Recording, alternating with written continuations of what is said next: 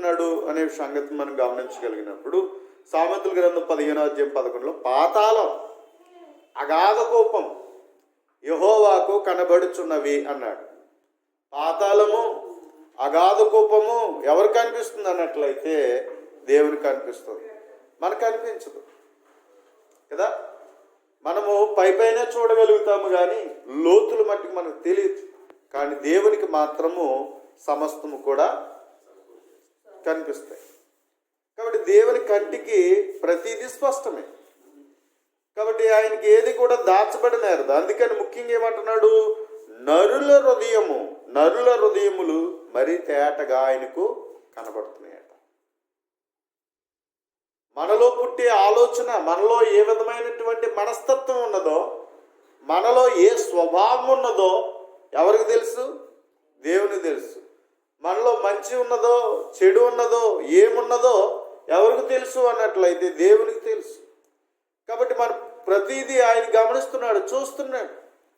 కానీ ఆయన ఏం చేస్తున్నాడు అన్నట్లయితే వెంటనే ప్రతీకారం తీర్చుకునేవాడుగా, అంటే వెంటనే దాన్ని తగిన ప్రతిఫలం ఇచ్చేసేవాడిగా లేడు. కానీ చూస్తున్నాడు, నువ్వు చేసిన దానికి నువ్వే విధమైనటువంటి మనస్తత్వాన్ని కలిగి ఉన్నావు, సమర్థించుకుంటున్నావా, లేకపోతే దాని నుండి బయటికి రావాలని, నా జీవితంలో ఇది జరగకూడదు అనేటువంటి ఉద్దేశంతో నువ్వు ఉంటున్నావా, ఏ రీతిగా ఉంటున్నావు అనేటువంటిది దేవుడు మన హృదయాలను పరిశీలిస్తున్నాడు.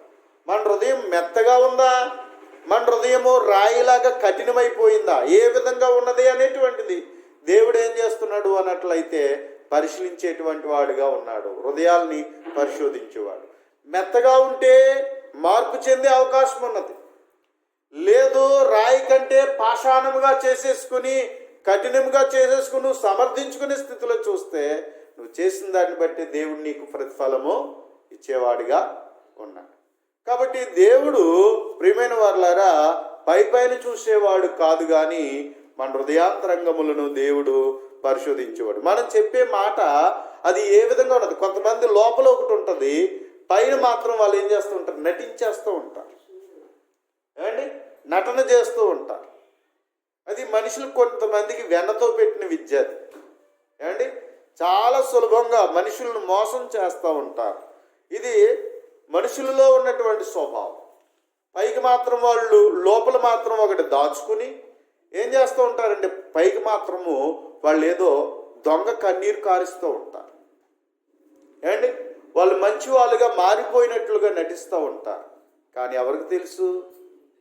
దేవునికి తెలుసు. నీ హృదయంలో ఏమున్నదో, నువ్వు ఎలాంటి కపటము కలిగి ఉన్నావో, నువ్వు ఎలాంటి కుట్ర కలిగి ఉన్నావో, నువ్వు ఎలాంటి సమర్థింపు కలిగి ఉన్నావో ఎవరికి తెలుసు అన్నట్లయితే దేవునికి తెలుసు. కాబట్టి దేవుడు పైపైన చూచేవాడు కాదు, మనుషులను లక్ష్య పెట్టు వాటిని యెహోవా లక్ష్య పెట్టడట, ఆయన హృదయాంతరంగములను పరిశోధించును అనేటువంటి విషయం చెప్పబడుచున్నది. అలాగే మనం చూసినట్లయితే ఇర్మియా గ్రంథము 17వ అధ్యాయం,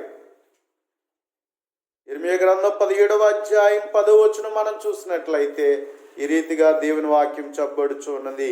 ఇర్మియా గ్రంథము, ఒకనిని ప్రవర్తనను బట్టి వాని క్రియల ఫలము చొప్పున ప్రతికారము చేయుటకు యెహోవా అను నేను హృదయమును పరిశోధించువాడును, అంతరింద్రియములను పరీక్షించువాడును అని చెప్తున్నాడు. ఒకని ప్రవర్తనను బట్టి వాని క్రియల ఫలము చొప్పున ప్రతికారము చేయుటకు యెహోవా అను నేను హృదయమును పరిశోధించువాడును, అంతరింద్రియాలను పరిశోధించువాడు. కాబట్టి దేవుడు ఇవ్వడానికి చేయడానికి ఏం చూస్తాడు అన్నట్లయితే హృదయాలు చూస్తాడు. మనమేమో ఏం చూస్తామంటే మనుషులు పైరూపు కనిపరిచేటువంటి నటనను చూసి మనం మోసపోతాం, నటనను చూసి మోసపోతాం. కానీ దేవుడైతే నీ మనస్సులో ఏముందో తెలుసు, నీ హృదయంలో ఏమి కలిగి ఉంటున్నావు అనేటువంటిది ఎవరు తెలుసు అంటే దేవునికి తెలుసు. కనుక ప్రియమైనటువంటి దేవుని వారులారా, దేవుడు ఏం చేస్తున్నాడంటే పరిశోధిస్తున్నాడు, అంతరింద్రియాలను పరిశోధిస్తున్నాడు, హృదయాన్ని ఆయన పరిశోధిస్తున్నాడు. నువ్వు ఏ విధంగా నువ్వు ఉన్నావు అనేటువంటిది దేవుడు గమనిస్తున్నాడు. కాబట్టి మనుషులు మనం మోసం చేయొచ్చేమో కానీ, లోకాన్ని మనం మోసం చేయొచ్చేమో కానీ దేవుని మాత్రము మోసము చేయలేదు. కనుక అందుకనే దేవుని గ్రంథం నందు ఏం చెప్పబడుచున్నదంటే, చూడండి, హెబ్రీయులకు రాసిన పత్రిక 4వ అధ్యాయం, హెబ్రీయులకు రాసిన పత్రిక 4వ అధ్యాయం మనం చూసినప్పుడు 13వ వచనం. హెబ్రీయులకు రాసిన పత్రిక 4వ అధ్యాయము 13వ వచనం మనం చూస్తే, మరియు ఆయన దృష్టికి కనబడని సృష్టము ఏదీ లేదు. ఆయన దృష్టికి కనబడిన సృష్టం ఏది లేదు. మనం కొంతవరకే చూడగలం, మనకు అన్నీ తెలియదు. ఎక్కడేం జరిగిందో ఏంటో అనేటువంటిది మనకేమి కూడా మనకి తెలియదు. ఈరోజు తెలియక మనం ఏం చేస్తామంటే, ఈరోజు సీసీ కెమెరాలు పెట్టుకుంటున్నాం. అదైనా మనం వెళ్ళి దాన్ని తీక్షణంగా చూస్తేనే కానీ అది ఏం జరిగిందో మనకు తెలియదు. అంతే తప్ప సీసీ కెమెరా పెట్టి అన్నీ తెలుసుకునే అంట కూడా లేదు. ఒక్కొక్కసారి అన్నీ గమనించలేము మనం కదా. డౌట్ వస్తేనే దాని మీద మనం పరిశీలించగలుగుతాం. కానీ దేవుడు ఒకే క్షణమందు అన్నీ చూడగలడు. ఇంతమందిని చూడగలడా, ఇంతమందిలో నన్ను చూడగలడా, ఇది మన ఆలోచనలు.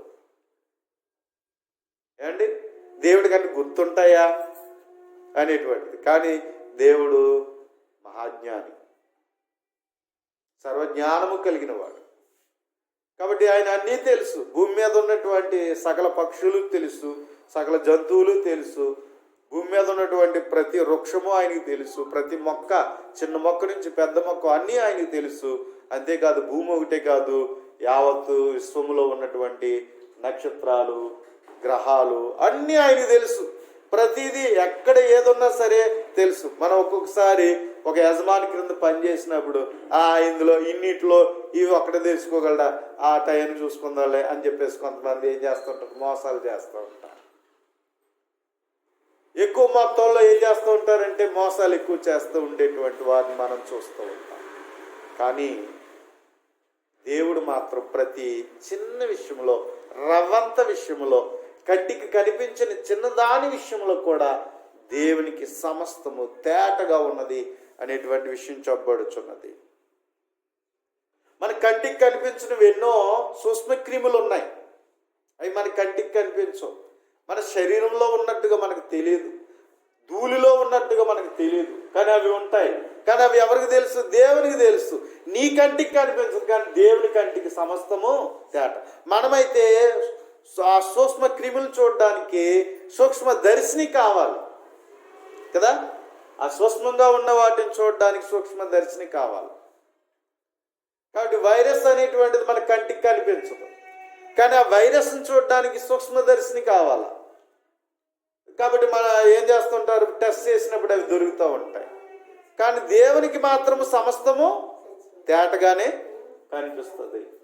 కనుక అందుచేత ప్రియమైనటువంటి దేవుని వారలారా, దేవునికి మరుగైనది ఏది కూడా లేదు. అందుకని ఏమన్నాడు, మరియు ఆయన దృష్టికి కనబడిన సృష్టము ఏదీ లేదు.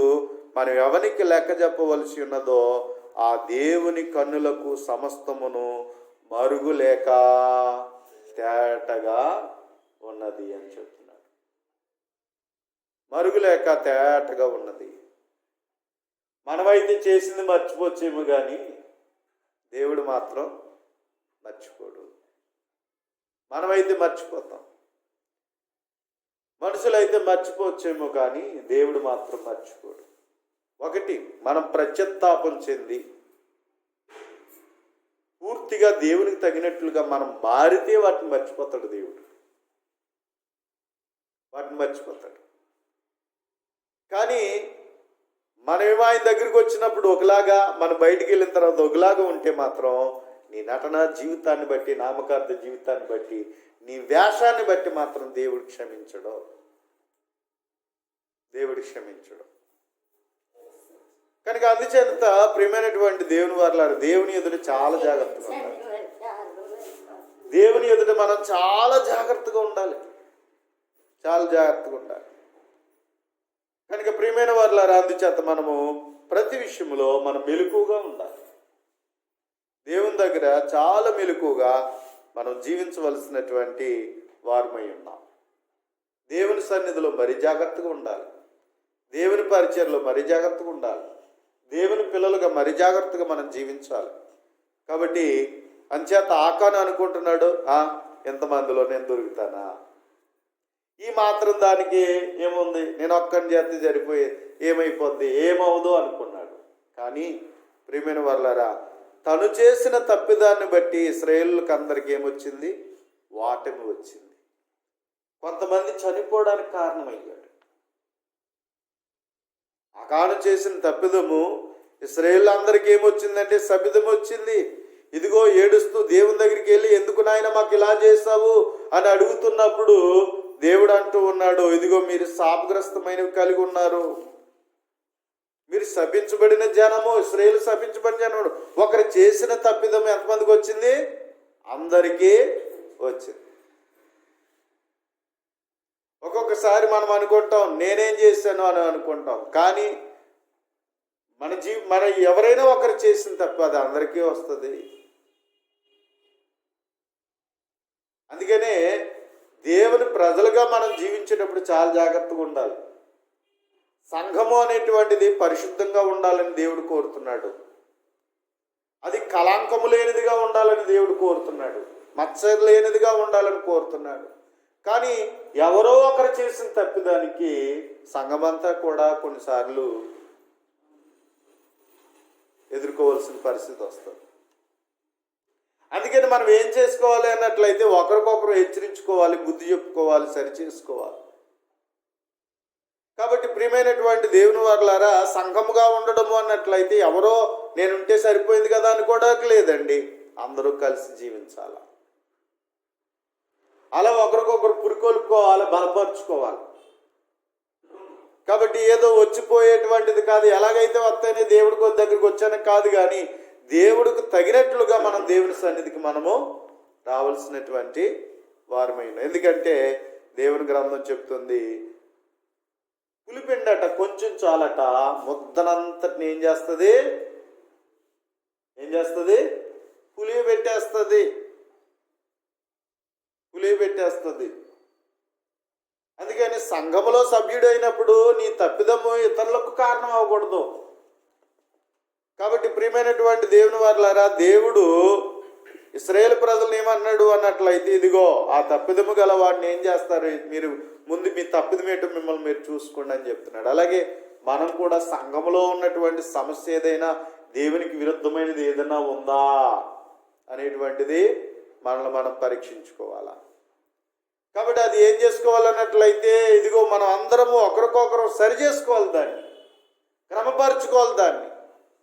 అంతే తప్ప నా వల్లే మీకు అందరికి ఏమైపోద్ది అంటాం కాదు. కాబట్టి అది అందరిది బాధ్యత.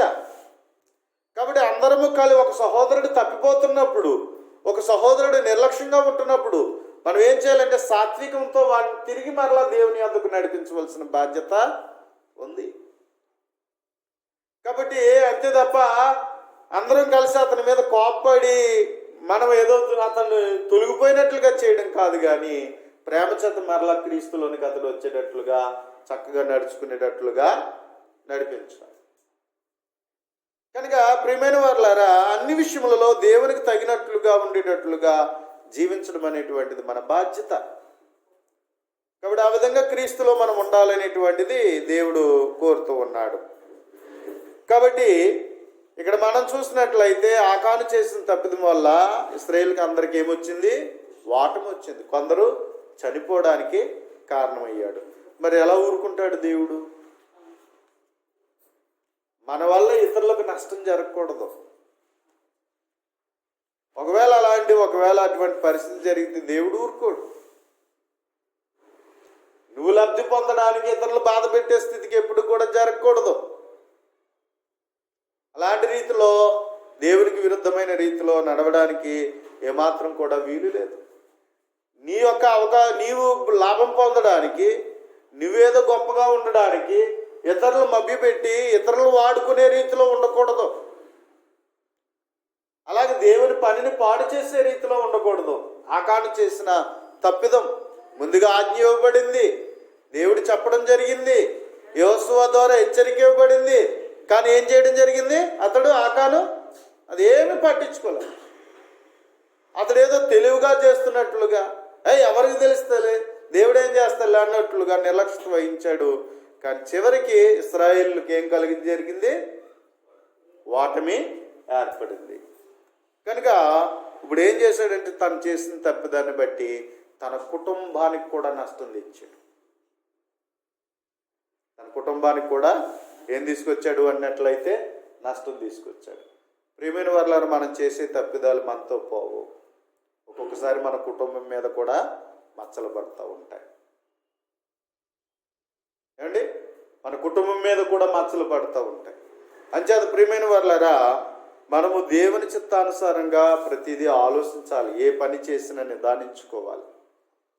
మనం చేయొచ్చా చేయకూడదా, మనం నడుస్తున్న నడవడికి దేవునికి అనుకూలంగా ఉందా లేదా అనేటువంటిది పరీక్షించుకోవలసినటువంటి వారమై ఉన్నాము.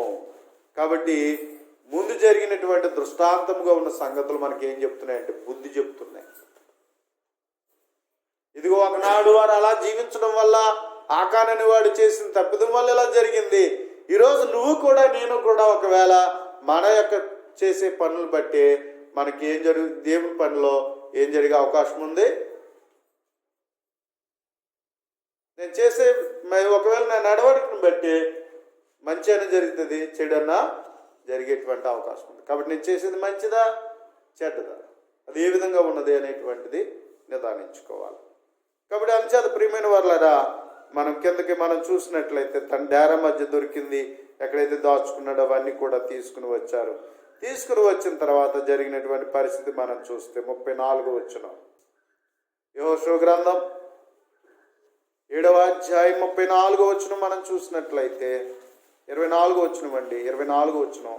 తర్వాత యెహోషువయు ఇశ్రాయేలులందరూ జరాహు కుమారుడైన ఆకానును, ఆ వెండిని, ఆ పై వస్త్రమును, ఆ బంగారు కమ్మిని, ఆకారు కుమారులను, కుమార్తెలను, ఎద్దులను, గాడిదలను, మందను, డేరాను, వాని కలిగిన సమస్తమును పట్టుకొని ఆ కోరులోయలోనికి తీసుకుని వచ్చిరి. తనకి ఏదైతే సంబంధించి ఉన్నదో అదంతా కూడా ఏం చేశారట, ఎక్కడ తీసుకొచ్చారు? ఆ కోరులోయలోకి తీసుకొచ్చారు. ఏదైతే ఉందో ఏది విడిచిపెట్టలే. తనకు కలిగిన ఎద్దులు, ఇంట్లో వాళ్ళు, తనకు కలిగిన భార్య, పిల్లలు, ఏమండి ఆ ఇంట్లో ఏమైతే ఉన్నావో అవన్నీ కూడా, అతను తనకు కలిగి ఉన్నది ఏదైతే అవన్నీ కూడా. ఎందుకంటే శాపగ్రస్తమైనది ఎవరైతే ఈ వ్యక్తి తీసుకుని వచ్చాడో ఆ ఇల్లంతా ఏమైపోయింది? శాపమైపోయింది.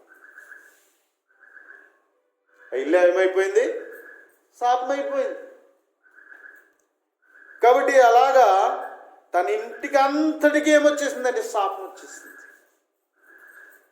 తన ఇంటికి అంతటికి కూడా తను చేసింది తను ఒక్కడే చేశాడు, కానీ చేసింది తను ఒక్కడే చేసింది ఆ ఇంటి మీదకి అందరికీ శాపగ్రస్తం. ఒక్కొక్కసారి మనం అంటూ ఉంటాం, ఇంట్లో వాళ్ళు ఒకరు చేసిన తప్పిదాన్ని బట్టి మేము తలెత్తుకోలేకపోతున్నాం రా అంటారు. అవునా? ఒకరు చేసిన తప్పిదానికి మేము తలెత్తుకోలేకపోతున్నాం, ఎందుకు ఇలా చేస్తావు అంటారు. ప్రియమైనటువంటి దేవుని వారలారా, కుటుంబంలో ఒకరు చేసిన పరువుగా మంచిగా బ్రతకవలసినటువంటి, గౌరవంగా బ్రతకవలసినటువంటి వారు కుటుంబం, ఒకరు చేసిన తప్పిదాన్ని బట్టి కుటుంబం అంతటికి ఏమొచ్చింది? చెడ్డ పేరు వచ్చేస్తుంది. అంతేకాకుండా ఆ సమాజానికి ఏమొచ్చేస్తుంది? చెడ్డ పేరు వచ్చే అవకాశం ఉంటుంది. ఒక్కోసారి పలానా ఊరు వాడు ఎలా చేశాడండి, పలానా కాలనీ వాళ్ళు ఎలా చేశారండి, పలానా వీధిలో వాళ్ళు ఎలా చేశారంటారు.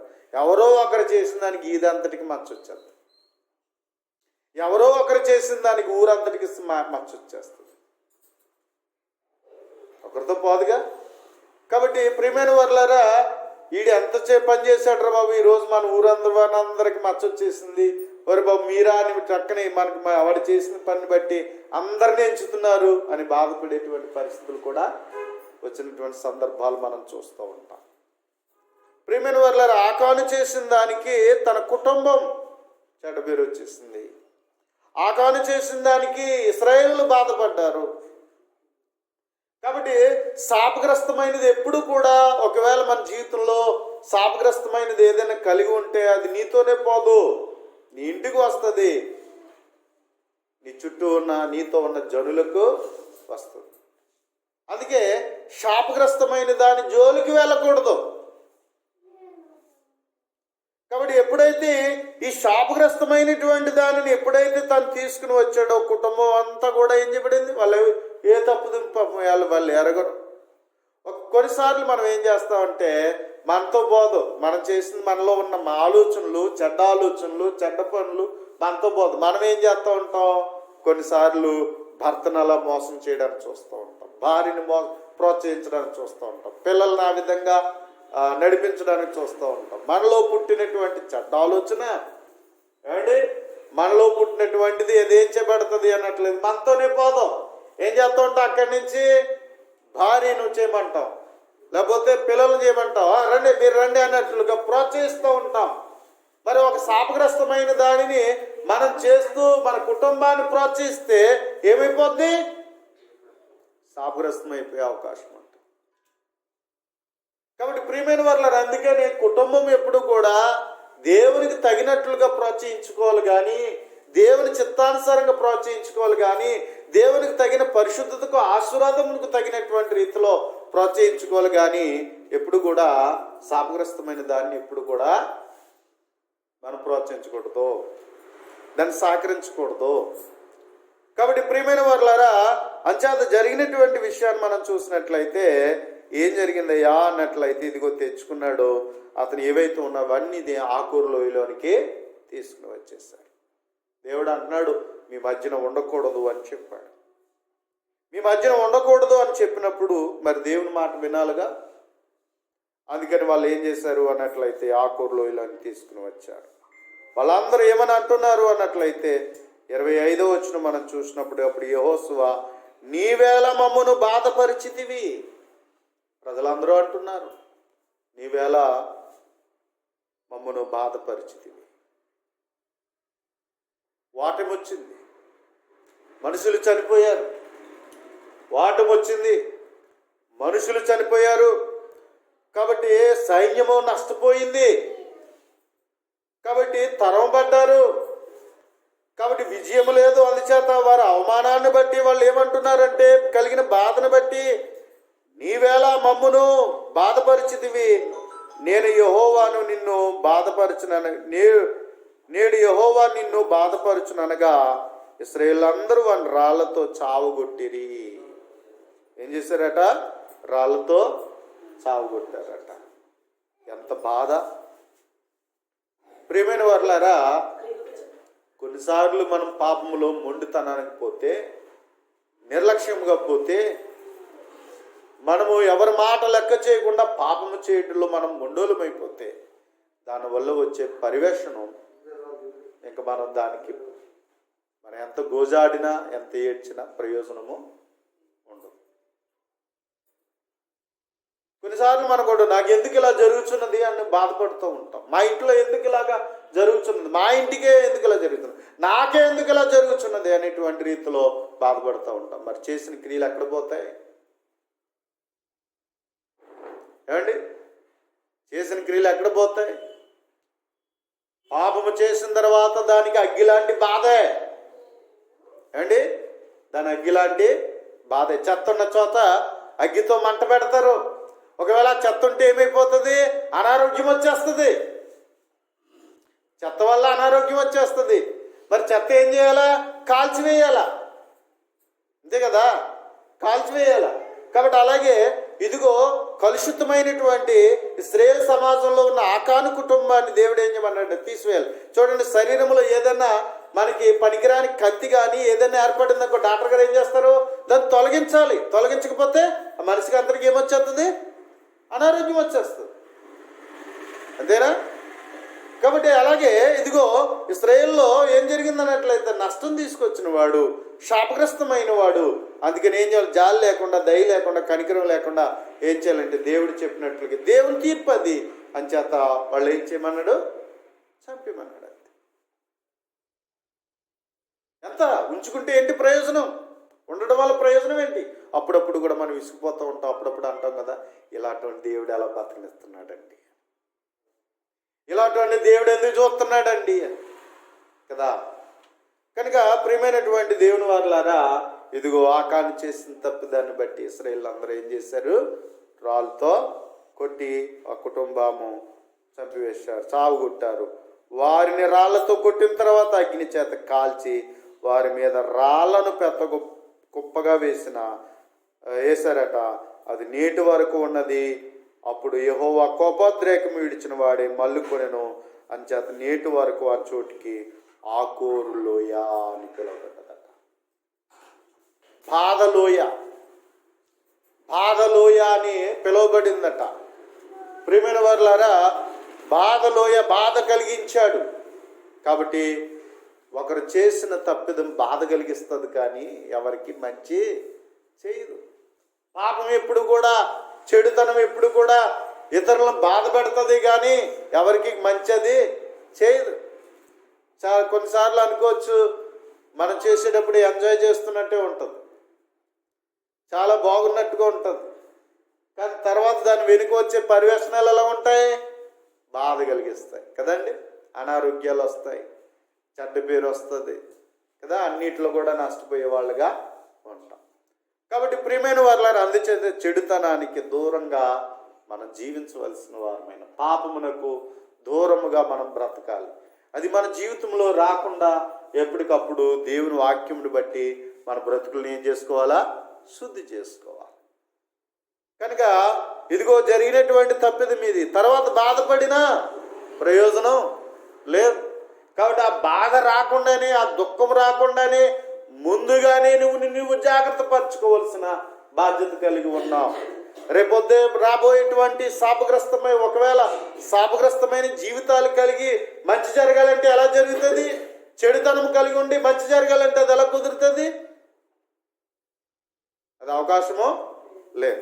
ఇప్పుడు మనం దేవుని సన్నిధికి వచ్చి దేవునికి తగిన పిలిచినట్లుగా ఆయన సన్నిధిలో మనము జీవిస్తున్నట్లయితే దేవుడు మనల్ని ఆశీర్వదిస్తాడు. మరి మన దేవుని సన్నిధి దూరం అయిపోతే ఆశీర్వాదాలు రమ్మంటే ఎలా వస్తాయి చెప్పండి? దేవుని సన్నిధికి రాకుండా, దేవుని సన్నిధిలో ఉండకుండా మనం ఆశీర్వాదాలు రమ్మంటే మన కుటుంబానికి ఆశీర్వాదాలు ఎలా వస్తాయి? ఎవరైతే దేవుని సన్నిధికి వస్తారో వారికి ఏముంటాయి? ఆశీర్వాదాలు ఉంటాయి. దేవుని సన్నిధికి రాకుండా నాకు ఆశీర్వాదాలు ఉన్నట్టు ఎలా వస్తాయి? నేనేమో లోకంలో ఉంటాను. మరి నేను లోకంలో ఉండి ఆ లోకంలో నిన్ను దీవించంటే లోకానికి దేవుడు ఎలాగిస్తాడు? లోకం మీద కట్ట ఏమిస్తున్నాడు? దేవుడు ఉగ్రత ఇస్తున్నాడట. ఏమండి, ఇప్పుడు గ్రద్ద వచ్చేస్తుంది, కోడి చూసింది, తన పిల్లల్ని ఏమన్నట్లయితే, పిల్లలారా రండి, ఇదిగో ప్రమాదం రాబోతుంది, శత్రువు వచ్చేస్తున్నాడు, మిమ్మల్ని ఎత్తుకుపోతాడు, కాబట్టి ఇదిగో నా రెక్కలు నేర్కొచ్చేయండి. అప్పుడు ఏం చేయాలి? కోడి పిల్లలన్నీ తల్లి రెక్కల క్రిందకి చేరిపోతే వాడికి ఏ ప్రమాదమో ఉండదు. చాలే అమ్మ చెప్పొచ్చు, ఒక తిండి ఉంది కదా, తిన్ని అమ్మ, కథ ఇలాగొండి అమ్మ, ఎందుకమ్మా మమ్మల్ని అలా కాకెత్తావు అని ఒకవేళ అవి నిర్లక్ష్యం చేసినాయి అనుకో, ఏమైపోద్ది? గద్దెత్తుకుని పోద్ది. తర్వాత ఎడితే ప్రయోజనం ఏంటి? అలాగే ఈరోజు మనం ఎక్కడికి వచ్చాం? మనం అందరం దేవుని రెక్కల క్రిందకు వచ్చాం. పిల్లలారా రండి అని దేవుడు పిలుస్తున్నాడు. తన రెక్కల క్రిందకు మనల్ని పిలుస్తున్నాడు. నేను మిమ్మల్ని ఆశీర్వదిస్తాను, నేను మీకు కాపుదలుగా ఉంటాను అని చెప్పేసి దేవుడు తన సన్నిధికి మనల్ని ఏం చేస్తున్నాడంటే తన రెక్కల క్రిందకు దేవుడు మనల్ని పిలుస్తాడు. దేవుడు తన 2 చేతులు చాపి పిల్లలారా రండి అని ఏం చేస్తున్నాడంటే మనల్ని పిలుస్తున్నాడు. ఈరోజు మనం దేవుని సన్నిధికి వచ్చాము అంటే దేవుని సహవాసములో వచ్చాం, ఆయన రెక్కల క్రిందకు వచ్చాం, ఆయన చేత మనము ఆశీర్వదించబడడానికి మనం వచ్చాం. మరి ఈరోజు ఆయన మాటను నిర్లక్ష్య పెట్టి మనం లోకంలో ఉంటే ఏం జరుగుతుంది? ఆశీర్వాదాలు ఎలా వస్తాయి? ఆత్మీయత ఎలా వస్తుంది? క్షేమాభివృద్ధి ఎలా వస్తుంది? పరిశుద్ధులుగా ఎలా సంపూర్ణమవుతాం? సాధ్యం కాదు కదా. కనుక ప్రియమైన వారులారా, ఆకానులో మనం ఉండకూడదు, ఆకాను వలె మనం ఉండకూడదు. కాబట్టి మన కుటుంబము నష్టం జరగకున్నట్లుగా మనల్ని మనం మెలకువగా ఉండవలసిన బాధ్యత మనకే ఉంది. మనం అందరము దేవుని సన్నిధికి వచ్చి దేవుని రెక్కల నీడలో మనందరం కూడా జీవించాలి. ఆయన సన్నిధిలో ఆయన ఆశ్రయముగా చేసుకుని మనం ఆయనతో మనం జీవించాలా. ఒకవేళ దేవుడు చెప్తున్న మాటను మనం వినకుండా నిర్లక్ష్య పెట్టి ఒకవేళ లోక ప్రకారంగా జీవిస్తే ఏమొస్తుంది? శాపం వస్తుంది. శపించబడిన తర్వాత మన పరిస్థితి ఏంటి ఇంకా? అందుకని ఒకవేళ ఇప్పటికైనా ఒకవేళ నీలో ఏదైనా పాపాన్ని కప్పుకొని ఒకవేళ నిర్లక్ష్యంగా నువ్వు జీవిస్తున్నావేమో, ఇప్పటికైనా మేలు కొలుపుకొని నీ లోపం ఏంటో నువ్వు తెలుసుకుని నువ్వు దేవుని ఎదుట పశ్చాత్తాపడి నీ జీవితాన్ని దిద్దుకుంటే దేవుడు జాలి గలవాడు. లేదు నా మొండితనం నాదే, నేను ఆశపడిందే నేను చేస్తాను అని చెప్పేసి మనం దురాశల ప్రకారంగా బ్రతికేవారిగా ఒకవేళ ఆ చెడుతనాన్నే కలిగి జీవించేటువంటి స్థితిలో ఒకవేళ మన జీవితంలో ఉంటే వారి వారి క్రియలను బట్టి దేవుడు ప్రతిఫలం ఇచ్చేవాడు. అంతే కదా, మనం చేసిన దాన్ని బట్టి దేవుడు మనకి ప్రతిఫలం ఇచ్చేవాడు. లేదు నాయనా, ఇదిగో నా జీవితంలో నాలో ఉన్న బలహీనత ఇది, నేను చేస్తున్న పాపిష్టి క్రియలు ఇవి, ఇదిగో నాయనా నన్ను క్షమించు అని దేవుని ఎదుటికి వచ్చి కన్నీటితో వేడుకున్నప్పుడు దేవుడు జాలి గలవాడు కనుక మన జీవితాన్ని దిద్దుతాడు. మనం చేసిన క్రియలను దేవుడు మర్చిపోతాడు. ఒకవేళ అలా కాకుండా మనము దాన్ని కంటిన్యూ చేస్తే ఏం చేస్తాడు? ఏం పొందుకుంటాం మనము? దేవుని ఉగ్రతను పొందుకునే వారిగా ఉంటాం. లోకం ఎలా ఉంది అన్నట్లయితే దేవుని గ్రంథం ఈ మాట చెప్తున్నది చూసుకుని ముగించుకుందాం. చూడండి, రోమీయులకు రాసిన పత్రిక 1వ అధ్యాయం, రోమీయులకు రాసినటువంటి పత్రిక 1వ అధ్యాయము 18వ వచనం. రోమీయులకు రాసినటువంటి పత్రిక 1వ అధ్యాయం 18వ వచనం మనం చూస్తే, దుర్నీతి చేత సత్యమును అడ్డగించు మనుష్యుల యొక్క సమస్త బలహీనత మీదను దుర్నీతి మీదను దేవుని కోపము పరలోకము నుండి బయలుపరచబడుచున్నది అని చెప్తున్నాడు. దుర్నీతి చేత సత్యమును అడ్డగించు మనుషుల యొక్క సమస్త భక్తిహీనత మీదను దుర్నీతి మీదను దేవుని కోపం పరలోకము నుండి బయలుపరచబడుచున్నదట. కాబట్టి కొందరు జీవితాలలో దుర్నీతి చేత ఏం చేస్తున్నారంటే సత్యాన్ని అడ్డగిస్తున్నారు. నీతిని విడిచిపెట్టి తమ స్వనీతిని స్థాపింపబూనుకొనుచు మనుషులు ఏం చేస్తున్నారంటే సత్యాన్ని అడ్డగిస్తున్నారు. దేవుడు అద్వితీయ సత్యవంతుడు, ఆయన గ్రంథం సత్యమైన గ్రంథం, ఆయన మాటలు సత్యమైనవి.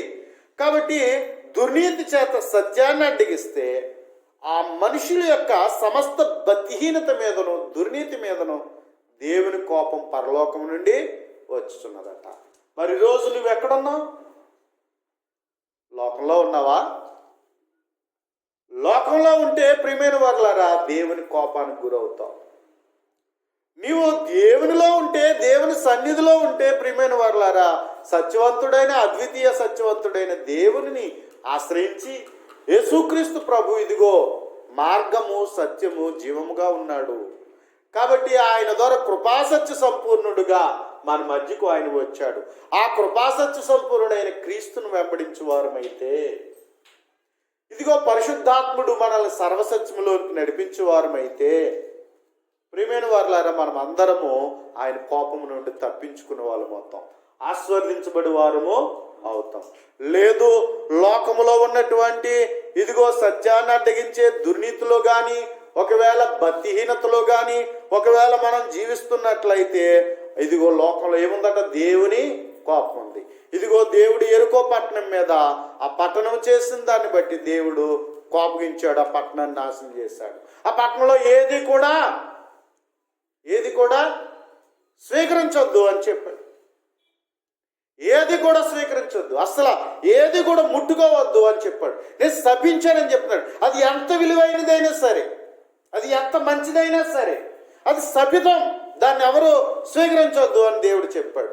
కానీ ప్రియమైన వారులారా వాళ్ళైతే ఇదిగో ఆకానైతే అలాగా చెప్తారు, దేవుడికి ఏముంది అన్నట్లుగా నిర్లక్ష్యం చేశాడు. దేవుని మాటను నిర్లక్ష్యం చేశాడు, యెహోషువని నిర్లక్ష్యం చేశాడు, నాయకత్వాన్ని నిర్లక్ష్యం చేశాడు. ఇదిగో తను ఏం చేశాడు అంటే ఏదో బాగుపడిపోదామని ఆలోచించాడు. కానీ ఎక్కడ వస్తుంది బాగు? శాపంలో నుండి బాగా ఎలా వస్తుంది? చెడులో నుంచి బాగా ఎలా వస్తుందండి? రాదు. మనం వేసే అడ్డదారుల వల్ల ఏదో బాగుపడిపోదాం అనుకుంటాం. ఎంతవరకు వస్తుంది? కాబట్టి ప్రియమైన వారులారా, దేవుని మనం కలిగి ఉన్నప్పుడు, దేవుణ్ణి ఆశ్రయించినప్పుడు, దేవునితో మనకు ఒకవేళ కష్టం వచ్చినా, నీతిగా బ్రతుకుతున్నప్పుడు ఒకవేళ మనకి ఎలాంటి నష్టం వచ్చినా, దేవుడి పక్షముగా బలిష్ఠుడైన దేవునితో, సర్వశక్తి గల దేవునితో మనం ఉన్నాం కాబట్టి దేవుడు మన జీవితంలో ఏం చేస్తాడు? మనల్ని ఆదుకుంటాడు. అంతే కదా, ఆదరిస్తాడు. దేవుణ్ణే విడిచిపెట్టేసేసి, దేవునే మాట కాదని చెప్పేసి మనం ఎంతవరకు ఆశీర్వదించబడిపోతాండి? ఎంతవరకు ఆశీర్వదించబడతాం? అది కొంతవరకే నీకు సహకారం. అంతే కదా, కొంతవరకే సహకారం. అంచేత ప్రియమైనటువంటి వారులారా, మోసపోయేవారుగా ఉండొద్దు. నిన్ను నువ్వు మోసం చేసుకోవద్దు.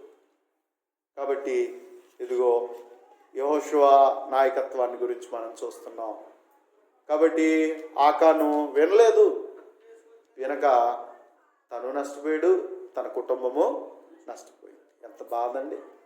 చివరికి తను చేసిన తప్పిదాన్ని బట్టి ఇశ్రాయేల్ కూడా ఏం కలుగు చేశాడు? నష్టాన్ని కలుగు చేశాడు, వాటిని కలుగు చేశాడు. కాబట్టి సమాజంలో బ్రతుకుతున్న మనం, మన వల్ల ఇతరులకు మేలు కలగాలి కానీ మన వల్ల ఎవరికి కీడు కలగకూడదు. మన వల్ల ఎవరికి కీడు కలగకూడదు. మన వల్ల మేలే జరగాలి. ఒకవేళ కీడు చేసినా మేలు చేతే కీడును జయించమంటున్నాడు దేవుడు. అంచేత వాడు అలా చేశారు కాబట్టి నేను ఏదో చేస్తానని లోకరీతిగా మనం వద్దు. లోకరీతిగా మనం జీవించకూడదు. దేవుని పిల్లలుగా ఆత్మ సంబంధులుగానే జీవించాలి. దేవునికే మహిమ తేవాలి. కాబట్టి ఆ విధంగా దేవుని పిల్లలుగా మనం జీవించవలసిన వారమైన. కాబట్టి ప్రియమైన వారులారా, అలా క్రీస్తునందు మన అందరం కూడా దేవుని పిల్లలుగా నమ్మకంగా సాగిపోదాం. శ్రద్ధ మీ అందరికీ హృదయపూర్వకమైన వందనాలు తెలియజేస్తూ ఉన్నాను.